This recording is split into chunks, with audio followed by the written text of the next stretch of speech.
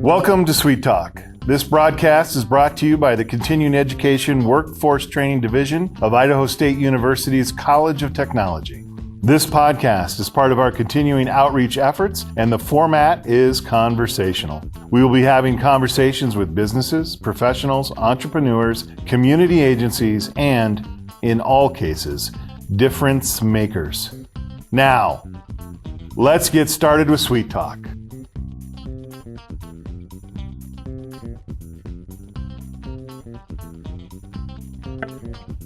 This is Jason Batalden with Continuing Education Workforce Training here at the College of Technology, the ISU. And you're on our podcast, Sweet Talk. So we want to thank all our loyal listeners. So thank you, Mom and Dad. Appreciate you tuning in every week. So anyway, and we're here on a new episode. As always, we've got, not as always, Paul, you had been absent a few podcasts ago. I just want to keep pointing that out. Yeah, no, I'm here. I'm here today. I'm joining in. I'm here. Yeah, we gave you a day off, but he's back. And so, Paul, you're here, ready to go. And we have a guest with us today, Tavonte Jackson. I'm just going to say, kind of give your title, and you're the Equity Counselor for the Center New Directions at ISU. And so, Tavonte, I took away your title and where you work, so I guess you're going to have to come up with new ways to introduce yourself. But before I do that, Paul, I was supposed to do something when I said welcome. The timer. I know. Hey, Tavonte, this isn't our first episode. I just want you to know that. It always just seems like it. Okay. So, official welcome. Here we go. Tavonte, thanks for being on the show today. And I guess my question is, I know there's some specific things you want to talk to us about today. But why don't you talk to us first a little bit about yourself and maybe your position at the Center New Directions, and then we can kind of go from there. All right. Well, yeah, I just want to start off by saying thank you, Jason and Paul, for having me, on the podcast today. I'm really grateful for this opportunity. Yeah, so just a little bit about what I do for the Center for New Directions. So the Center for New Directions, we are the counseling agency for the College of Technology. So we provide mental health counseling to students, but also career counseling for students and community members who have career interests. As the equity counselor, I help provide access to individuals, who may not otherwise have access to certain things. A little bit about, the Center for Directions. Part of our mission. We're all about, creating opportunities for individuals and helping them overcome barriers, whether that be economic barriers that they may face, and just different life barriers, to education, because we believe education is very important and it's really vital, to individuals' journeys to economic self-sufficiency. So that's what we're all about at the Center for New Direction. Cool. So so the College of Technology, you are the counseling center for the college to that. So I guess, are the needs that you see, are they unique to the role that the College of Tech fulfills versus maybe, ISU, other parts of ISU? I guess that's my question. What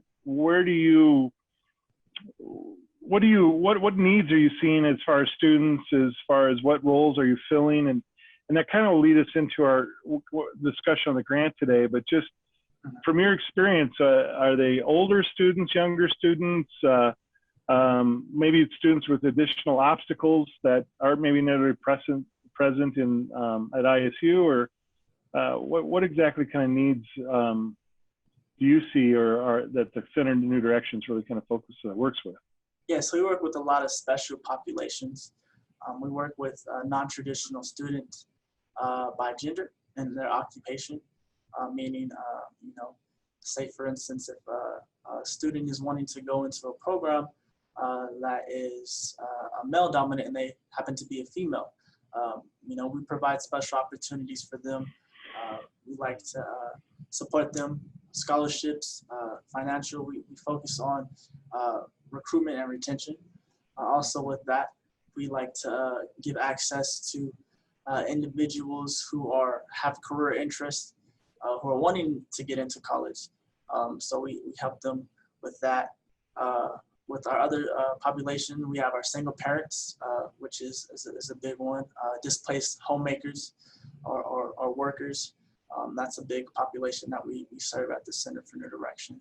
And we're all about, equity and, having individuals who may struggle financially or in other ways, have access to education. There you go.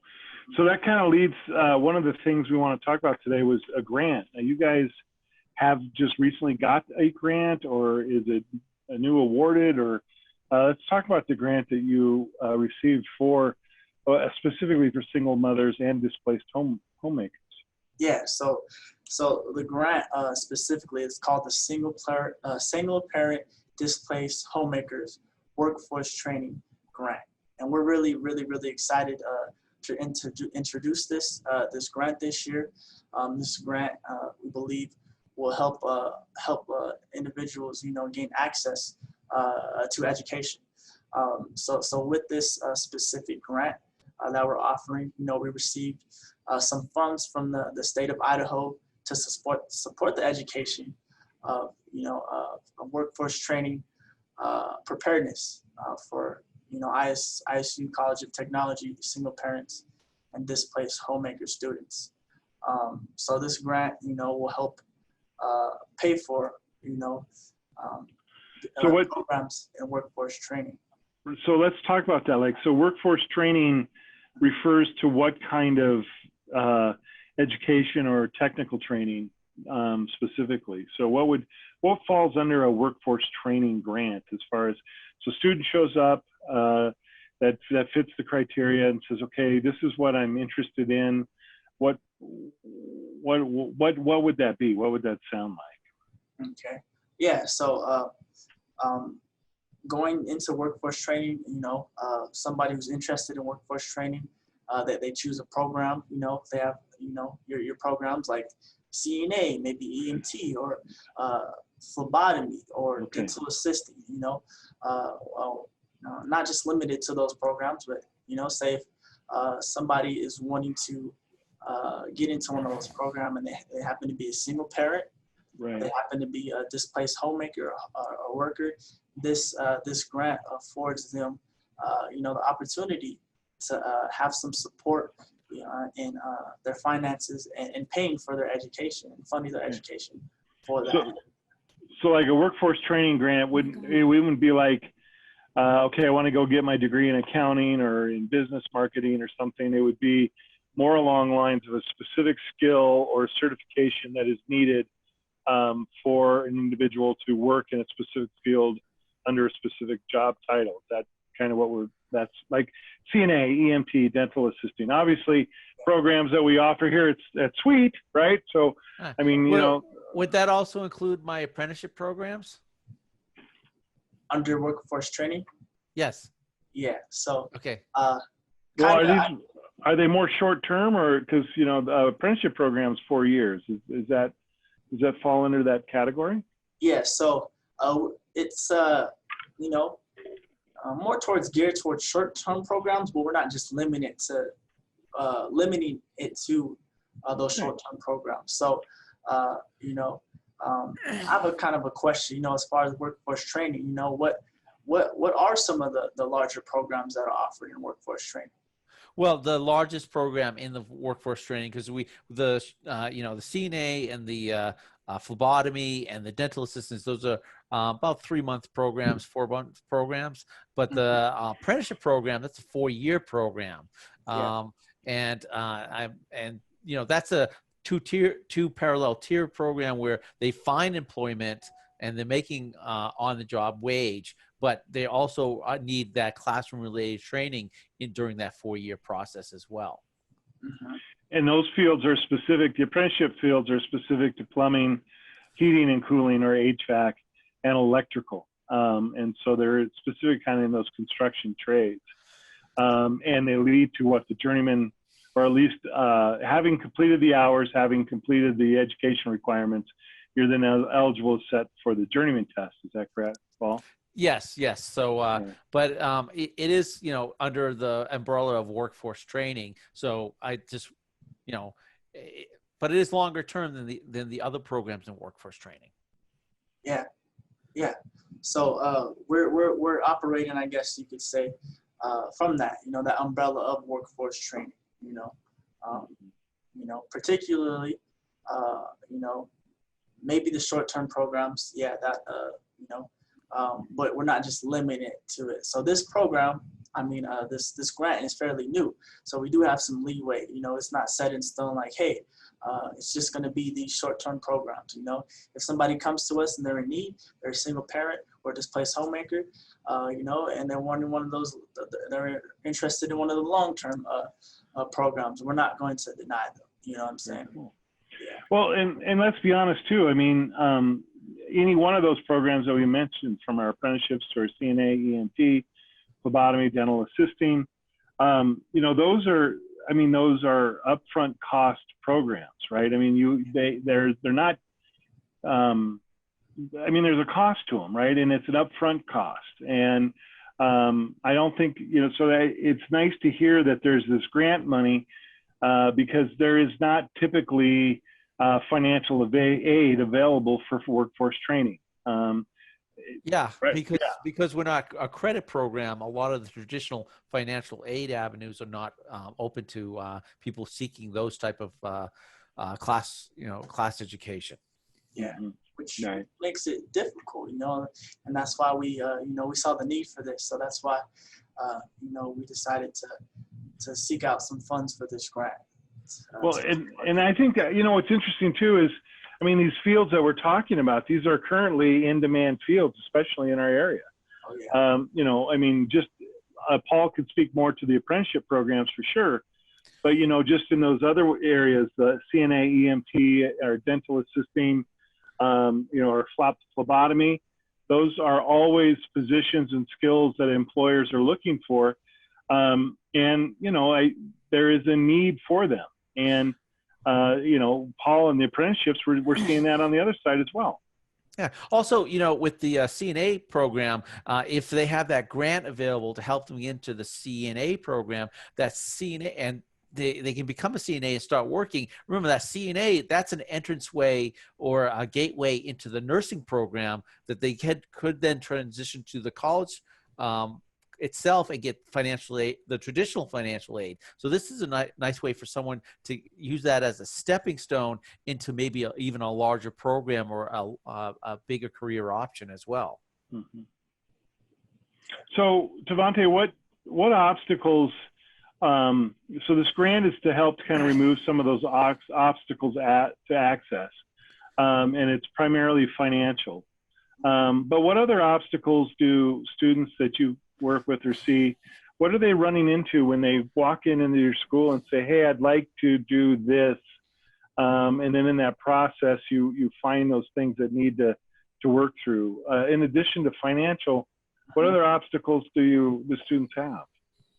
Yeah, so when it comes to those obstacles, a lot of people, when it comes to, it's under an umbrella of financial, a lot of people, they have to spend a lot of time working to generate the finances that they need. And with that comes with a lot of time, that takes away a lot of time. So, or maybe some type of food insecurity that they may be struggling with, or, transportation, so. Right. And if you're targeting single parents and displaced homeworkers, children too, right? Does this grant address any of those? And I don't know. So, but are those issues addressed in this grant, or are there other ways that we can help students address those or overcome those obstacles? Yeah. So with this grant, it's specified just to, maybe free up some money, maybe where they could just put it towards their education. Maybe they would have use that money for their education, so if they could use this grant for their education and maybe, free up some extra money for daycare, or to Sure. buy some groceries, we're just trying to help, And maybe reduce the need for a second job to try to save up, right? And so create some time and space for study and learning, and as well as attending programs. So. Now, as far as transportation, you have other New Direction locations too. Is that correct? Yeah. So we have a Center for New Direction. We have an office in American Falls. We're also in Blackfoot. We share an office space with adult education. So yeah, we have a couple outreaches that we attend. Okay. Now, if someone was interested in the workforce training program, and they were in the New Directions, I mean, I would imagine that you let them know that these grants are available and that this opportunities open to them once they approach you for the other services you provide. Is that correct? Yeah, that's right. Yeah, so that's our hopes. Even today with the podcast, kind of get the word out there. We're trying to get this word out here because we want to support those individuals who may benefit from this. Single parent and displaced homemakers who may benefit from this. Also, if they go ahead, I'm sorry. Paul. Also, if they come into the program and they do utilize some of those grant funds to go into an educational program, you also have tutoring available. Is that correct? Yeah, we do have tutoring available here at the College of Technology. Again, where we're at right now, we're in the Roy F. Christensen's building. Right down the hall. I'm just saying, right down the hall from us. Right. So, yeah, we have tutors. We have tutors here that. So if someone comes in, let's say someone walks into the Continuing Education Workforce Training office, our office, and is interested in wanting to become a CNA, and they disclose or share that they're a single parent or a displaced home worker. Can we send them over to your guys's or make a referral or contact to kind of have this conversation about monies available for education? Yeah, definitely. We would love, if you could send us over, if it's, they're in a time crunch, give us, you give them our contact information and they can contact us. But we are, like you said, right down the hall. So. Right. Excellent. Right on. Very good. It's very cool. So, Tavonte, a little bit. Let's have this conversation about access, right? And that we kind of were having a pre-conversation before we hit the record button. But the question is about access and equity, which is what equity really is, right? Is allowing or enabling people to have the same access as across the board. What other things are you working with at the Center New Directions to kind of help on those with that issue? Yeah. So a large focus for us in equity, not just with students, but we also serve the community members as well. So we know that finances is a big thing. Again, part of our mission is to help empower people, in their journey to economic self-sufficiency.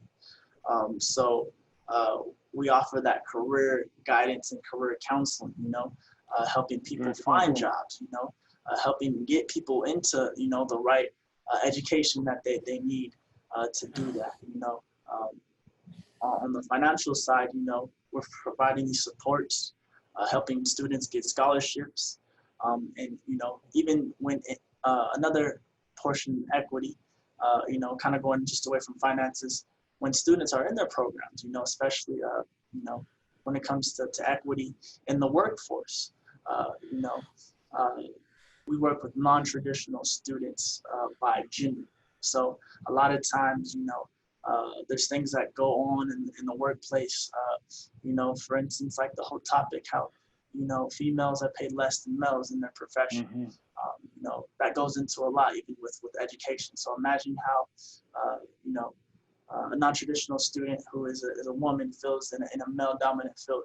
So we work a lot, to help create a safe space and environment, where individuals feel welcome, and they don't feel ostracized, or they feel like they have equal access to their education, and the classroom is just as much as theirs, even when it can be a little intimidating.